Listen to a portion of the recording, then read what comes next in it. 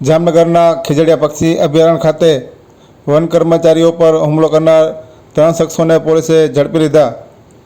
જામનગરના ખીજડીયા પક્ષી અભયારણ્યમાં flamingo watch tower પાસે વન સંરક્ષક કર્મચારીઓ પર પ્રતિબંધિત વિસ્તારમાં ચરી રહેલી ભેંસોને ડબ્બે પૂરવા જઈ રહ્યા હતા ત્યારે 3 શખ્સોએ બાઇક પર આવી લાકડી વડે મહિલા કર્મચારીઓ સહિતના કર્મચારીઓ પર હુમલો કર્યો હતો, જેમાં વન કર્મચારીઓને ઈજા પહોંચતા સારવાર અર્થે જામનગર શહેરની જીજી હોસ્પિટલમાં ખસેડવામાં આવ્યા હતા. ત્યારે આ મામલે વન કર્મચારીઓ દ્વારા 3 શખ્સો સામે પોલીસ મથકમાં ફરિયાદ નોંધવામાં આવી હતી. પોલીસે ગુનો નોંધી અને શખ્સોને ઝડપી પાડવા તપાસ હાથ ધરી હતી. ત્યારે આજ રોજ 3 શખ્સોને પોલીસે ઝડપી લઈ કાર્યવાહી કરી છે. ત્યારે આ અંગેની વિગતો આજે બપોરે 1 થી 2 વાગ્યે સામે આવી હતી.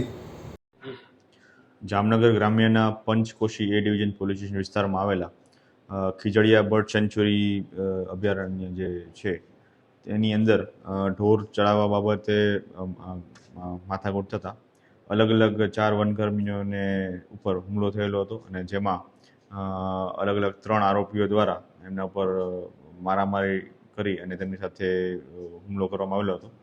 આ બનાવોને અંતર્ગત પંચકોશી ડિવિઝનમાં ફરિયાદ દાખલ કરવામાં આવેલી હતી, જેમાં ભારતીય ન્યાય સંહિતાની કલમ 121(1), 121(2), 296(b), 351(3) તેમજ 54 મુજબ તેમજ જીપી એક્ટની 135 કલમ મુજબ ગુનો દાખલ થયેલો હતો. અને આ કામમાં 3 આરોપીઓ જેના નામ છે પોપટભાઈ સુરાભાઈ રાતડિયા, વાલસરભાઈ હેમરાજભાઈ વીર તેમજ વાલાભાઈ ડોસાભાઈ ચારણ, આ 3 આરોપીઓને અટક કરી અને આગળની કાર્યવાહી ચાલુ છે.